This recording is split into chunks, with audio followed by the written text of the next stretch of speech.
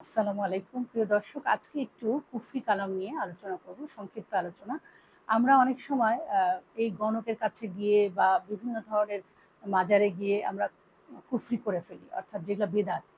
আমরা জানি যে আদিকাল থেকে আমাদের সমাজ এবং পরিবারের মধ্যে কিছু রীতিনীতি, আচার আর ব্যবহার প্রচলিত হয়ে আসছে, যেগুলো আমরা দেখি যে তার কোনো কোরআন হাদিসের ভিত্তি নেই। এগুলো যদি আমরা পালন করি, যেগুলোর কোনো কোরআন হাদিসের কোনো ভিত্তি নেই, তাহলে সেগুলোই কিন্তু কুফরি করা হয়ে যাবে। এই ব্যাপারে আমরা অবশ্যই লক্ষ্য রাখবো। তবে এগুলো অনেক সময় দেখা যায় যে অনেক জাল হাদিস থেকে এগুলো গ্রহণ করা হয়। তবে আমাদের একটা জিনিস মনে রাখতে হবে, যেই ৭টি জিনিসের উপরে আল্লাহ রাব্বুল আলামিন ঈমান আনতে বলেছে, তার মধ্যে হলো তকদির একটি। এই তকদিরে কিন্তু বিশ্বাস করতে হবে। এই পৃথিবীতে এমন কারো ক্ষমতা নেই যেটা আল্লাহ চান সেটাকে রোধ করা। অর্থাৎ আল্লাহ যদি চান আপনাকে কিছু দেবেন, তাহলে সমস্ত পৃথিবীর মানুষ একত্রিত হয়েও সেটা রোধ করতে পারবে না। আবার আল্লাহ যদি কিছু না দেন, তাহলে সমস্ত পৃথিবী সবাই যদি আপনার জন্য চেষ্টা করে, তাহলেও ওই জিনিস আপনাকে দিতে পারবে না। এই বিশ্বাসটা আমাদের মনের ভিতরে একেবারে মানে সুদৃঢ় করতে হবে, যাতে আমরা এই ব্যাপারটা লক্ষ্য রাখি। একটি হাদিসে এসছে যে উবাইদা রাদিয়াল্লাহু আনহু বলেন, রাসূল সাল্লাল্লাহু আলাইহি ওয়াসাল্লাম বলেছেন, যে ব্যক্তি গণক বা হস্তরেখাবিদদের কাছে গিয়ে কোনো বিষয় জানতে চাইল এবং সে তা বিশ্বাস করলো, ৪০ দিন পর্যন্ত তার নামাজ কবুল হবে না। নাউজুবিল্লাহ। এটা কিন্তু অনেক গুরুত্বপূর্ণ একটি বিষয়। আমরা কখনোই এই কাজটা যাতে না করি। অনেক সময় হয় কি, বলে কি এটার একটা সায়েন্টিফিক ব্যাখ্যা আছে, বৈজ্ঞানিক ব্যাখ্যা আছে, এরকম আজে বাজে কথা বলে অনেকে দেখা যায় যে এগুলোকে বিশ্বাস করাতে বাধ্য করে। অনেক বই আছে বা অনেক ধরনের পত্রিকা আছে, যেগুলোতে আপনার সারাদিন কেমন যাবে, সারাদিনে কি ঘটবে, সেগুলোর একটা ভবিষ্যদ্বাণী করে দেওয়া হয়। যদি কেউ এগুলো বিশ্বাস করে, তাহলে বলা হলো সে কুফরি করলো।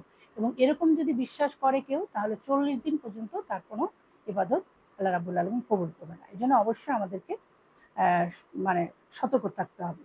সূরা তাওবার ৫১ নম্বর আয়াতে আল্লাহ রাব্বুল আলামিন বলেন, আল্লাহ তাআলা আমাদের জন্য যা নির্ধারণ করে রেখেছেন তা ছাড়া আমাদের কাছে আর কিছুই পৌঁছাবে না। তিনি আমাদের অভিভাবক, আল্লাহর উপরই মুমিনদের ভরসা করা উচিত। অর্থাৎ কেউ আমাদেরকে কোনো কারণেই বা কোনো উপায়েই আমাদেরকে কিছু দিতে পারবে না। কারণ আল্লাহ আমাদের অভিভাবক এবং আল্লাহ যার আমাদেরকে দান করবেন, সেটাই শুধুমাত্র আমরা পাবো।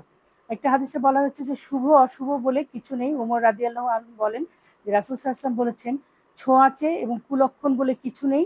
কোনো কিছুর মধ্যে অশুভ লক্ষণ থাকলে তা হলো বাড়ি, স্ত্রীলোক এবং ঘোড়ার মধ্যে থাকতো। তো আমরা অনেক সময় দেখা যাচ্ছে যে এই জিনিসগুলোর উপর গুরুত্ব দেই না। তবে যেহেতু রাসূল সাল্লাল্লাহু আলাইহি ওয়াসাল্লাম বলে গেছেন যে অশুভ কিছু থাকে, সেগুলো থাকবে হলো কোনো সময় পরিত্যক্ত বাড়ি, তারপরে স্ত্রীলোক এবং ঘোড়ার মধ্যে এটা থাকতে পারে। তাছাড়া অশুভ লক্ষণ বলে কিছু নেই। কিন্তু আমরা দেখা যাচ্ছে যে সাধারণভাবে অনেক সময় বলি যে একটা শালিক দেখলে পারে আজ দুঃখে পড়বো, ২ টা শালিক দেখলে পারে আমাদের বাসায় মেহমান আসবে, বা ২ টা শালিক আসলে আমরা ভালো সংবাদ পাবো, ৩ টা শালিক দেখলে মেহমান আসবে। এই ধরনের অনেক কুসংস্কার আমাদের দেশে চালু আছে। যেমন ঘর থেকে বের হওয়ার আগে ঘরটা একটু ঝাড়ু দিয়ে, পুরা ঘর ঝাড়ু না দিতে পারলেও আমরা সামনের দিকটা একটুখানি ঝাড়ু দিয়ে তারপর ঘর থেকে বের হতে হবে। তা না হলে আমাদের অমঙ্গল হবে। এই ধরনের অনেক কুসংস্কার আমরা দেখা যাচ্ছে যে এই দুনিয়াতে আমরা মেনে থাকি। এগুলো আদিকাল থেকে অনেক সময় হয়ে আসছে। অনেকে বলে যে কবরের কাছে যে ২ মুঠো ২ মুঠো মাটি কবরের উপর ফেলে দিলে এটা তার জন্য নাজাতের ব্যবস্থা করবে, নাউজুবিল্লাহ। তো এই ধরনের কোনো কিছু আমরা কখনো করব না। মাজারে গিয়ে আমরা পীর সাহেবের কাছে কিছু চাইবো না, কারণ তার কোনো ক্ষমতা নেই। এমনি একটা সাধারণ মানুষ মারা গেলে যেরকম, ঠিক সেরকমই একজন হুজুর বা আউলিয়া, হ্যাঁ? তাদের কবর জিয়ারত করতে পারেন, তাদের জন্য দোয়া করতে পারেন, সেটাই ভালো। কিন্তু তাদের কাছে কিন্তু কিছু চাওয়া যাবে না, কারণ সবকিছু দেওয়ার মালিক হলো একমাত্র আল্লাহ। আল্লাহ রাব্বুল আলামিন এই সবকিছু আমাদেরকে বোঝার তৌফিক দান করুন। আল্লাহ হাফেজ।